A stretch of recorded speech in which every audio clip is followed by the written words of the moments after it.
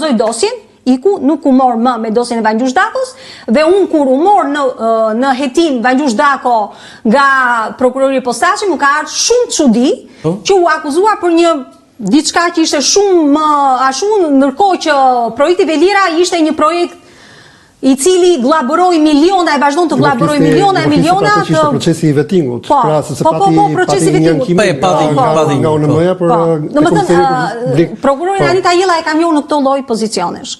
Sigurisht unë personalisht kam ato rezervat. Vladimir Maro dhe Klodian Brau?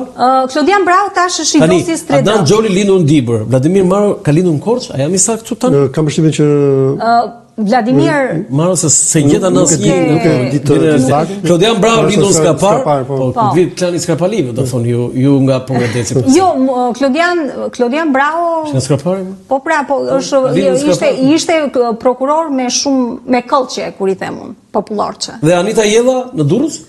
Anita më duket, jo, nuk është në Durrës, se ka qenë prokurori në Elbasan, më duket, pastaj ka fillim ka qenë në Elbasan, nuk e di nga është me origjinë. Tani sa diun Jellat janë nga Tirana, po Jellat e midis kryes dhe Jella është si mark kush e njeh historinë dhe përplasjet e viteve 1800 midis dy fisëve.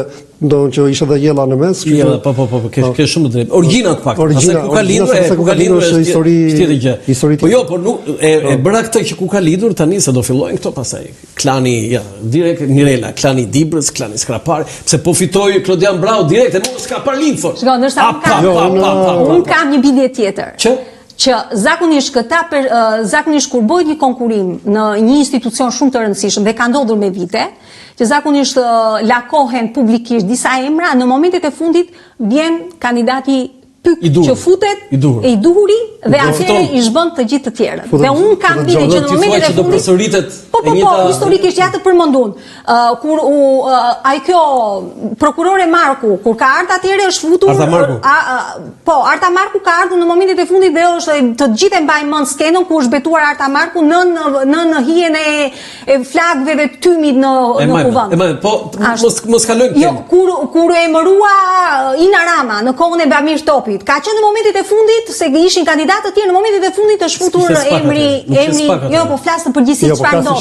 Si strategjisht ka një nukel të caktuar, pra që ato 18 prokurorë që kanë ngelur në SPAK, kështu që askush tjetër nuk mund të dalë nga jashtë dhe do ishte komplet diçka tjetër.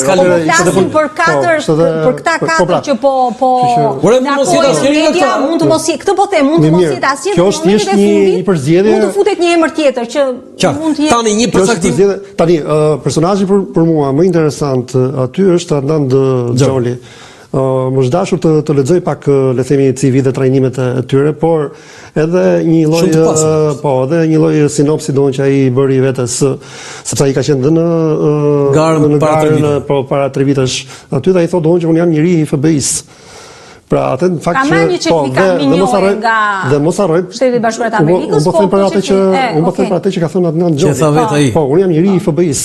Pra do thonë që besoni mua sepse mbas me është dhe Amerika. Por mos harrojmë doon që Adnan Xholi është dhe njëri doon i cili e ka shoqëruar shpesh Altin Domanin në takimet me amerikanë. Ka qenë një lloj krau i djathtë. Një lloj krau i besuar dhe le themi edhe në një lloj kështu korrace të vetën, duket njëri doon jo aq të simpatik për portretin, por që ka disa simpatik u xhabur. Jo, goxha burr, e kuptoj, po simpatik për ata që do edhe i thjeshtë, Jo, kisha më bën përshtypje, tani dua të them këtë gjë se e kam, do të them pak a shumë në një pallat jemi aty, shumë i thjeshtë. E kisha shumë i thjeshtë.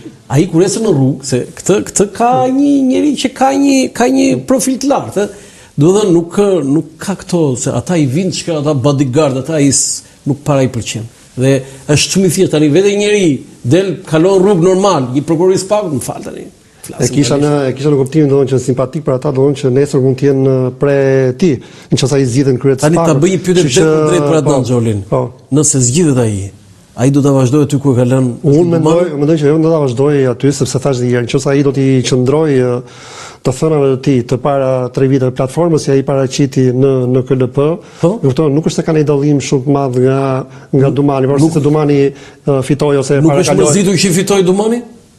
Ai po aspiron.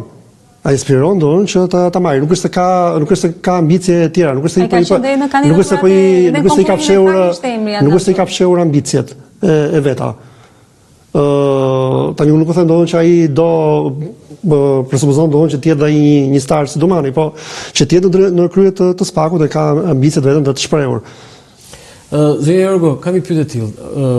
Ne do komentojmë përsëri dhe figura të tjera, se është normale që mund të ketë dhe surpriza, po tani në informacion që kam, dhe kjo është normale, përsëri në Shqipërinë tonë politike, lufta më e madhe po bëhet te kahet politike tani, te politikanë, që kush e kush ta ketë. Tani, sa do ndikoj politika, se kemi ndikim nëpërmjet asaj që tha tani në fillim, që janë bërë përpjekje që të ndryshojnë ligjet, të ndryshojnë mënyrën e zgjedhjes, janë bërë përpjekje për ta përvetësuar drejtuesin, siç e dim garën kur fitoi Dumani, por unë kam informacion që edhe tani politikanë të djathtë dhe të majtë dhe të djathtë, pra nuk është se ka ndonjë ndryshim këtu. Absolutisht. Se ata të opozitës duan të kenë një të tyre të tjerë. Askush nuk do që të ndiqet penalisht, askush nuk do që të zbulojnë paratë që ka vjedhur shtetit, askush nuk do që të dinë kur zona filla e pasurisë X pushtetari në të kaluar dhe në të tashme. Jo, kur thua të kaluar, më fal që të ndërpres. Deri tani SPAK-u është marrë me qeverinë. Jo, me të kaluarën i vetmi personazh tani i bie Habi Maltezi që s'ka qenë as ministër asgjë. Tani ata ministrat nuk ishin engjit yjet e nedve gjata të. Mua më ka bërë përshtypje nuk u nis asnjë procedim për Genc Rulin, nuk është nisur procedim as për Kjo i thot me emra me ministër tjetër që kanë qenë të përfolur. Po pra dhe gjerë për Habi Maltezi. Po unë morë me Habin, Habi s'ka qenë as në qeveri, s'ka qenë as në mori gjitha ato akuzat që ishin për qeverinë Berisha i mori Habi Maltezi. Po të tjerët ministër që kanë qenë atë qeveri nuk po përfitet asnjëri. Ishte dukshëm një formë për të shkuar te Berisha, sepse ndryshe nuk mund të shkonin dhe duhet të shkonin vetëm nëpërmjet Habi Maltezit. Pra, korrupsioni. Okej, po vendimet aman kanë qenë kolegjiale, nuk kanë qenë vendime se i mori ish kryeministri në ato kohë dhe firmosi. Kanë qenë vendime kolegjiale. Patjetër. Por flasim për një çështje e cila është ende në gjykim. Dhe nuk ka të shofi. Okej, prokurori posaçme ka nisur prokurori, ka nisur hetime, të shohim tash gjykata e shkallës parë, shkallës dytë e meradhë si do vendosin, sepse iniciot e hetimit i nisin prokurorët, pastaj janë gjyqtarët ata që vendosin. Sepse shpesh ata u hedhin poshtë o qëndrojnë tash, puna është e gjyqtarit, domethënë ti mund të nisësh një hetim, ama arsyetimi ligjor ose arsyetimi juridik që bën një gjyqtar